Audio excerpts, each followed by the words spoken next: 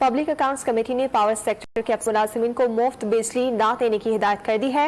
इजलास के दौरान कमेटी में ज़ेर बहस आने वाले उमूर की दस्तावेजात मीडिया को देने के मसले पर नूर आलम खान और शिबली फराज में झड़प हुई। मजीद बात करेंगे, डॉन न्यूज़ के नुमाइंदे फाहद चौधरी साथ मौजूद हैं। फाहद, बताएगा नूर आलम खान और शिबली फराज में तल कलामी किस बात पर हुई?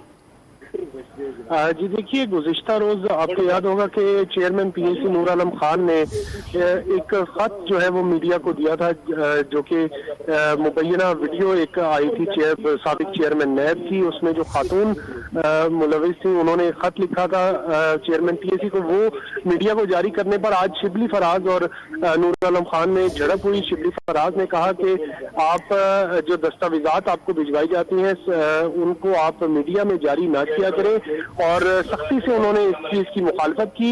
लेकिन नूर आलम खान ने कहा कि मेरे पास जो भी दस्तावेज आएगी वो मैं मीडिया को जरूर दूंगा, पब्लिक जरूर करूंगा, क्योंकि ये अवामी मसाइल हैं और अवामी जो पैसा है उसके मामलात हैं। उन्होंने कहा कि मेरे पास एक रिपोर्ट मौजूद है कि एक दिन में 14 अरब रुपए खर्च किए गए, उसको भी मैं सबूत के साथ मीडिया में लेकर आऊंगा। इसके अलावा पीएसी ने जो वापदा और डिस्कोस के मुलाजमीन हैं उन्हें जो मुफ्त यूनिट बिजली के फराहम किए जाते हैं उन्हें फौरी तौर पर रोकने की सिफारिश कर दी है। और इस हवाले से सेक्रेटरी पावर डिवीजन ने कहा कि अगर यकदम मुफ्त यूनिट खत्म कर दिए गए तो मुल्क भर में जो मुलाजमीन हैं उनमें अफरा तफरी फैलने का खतरा है। मेरी तजवीज़ है कि मुफ्त यूनिट खत्म करके मुलाजमीन को उसके बदले तनख्वाह के साथ अलाउंस दे दिया जाए, जिसको पीएसी ने तस्लीम कर लिया और ये सिफारिश की कि वापदा और डिस्कोस के मुलाजमीन को मुफ्त बिजली खत्म करके उन्हें तनख्वाह में जो है एक अलाउंस दिया जाए। जी बहुत शुक्रिया फहद, आपने आगाह किया।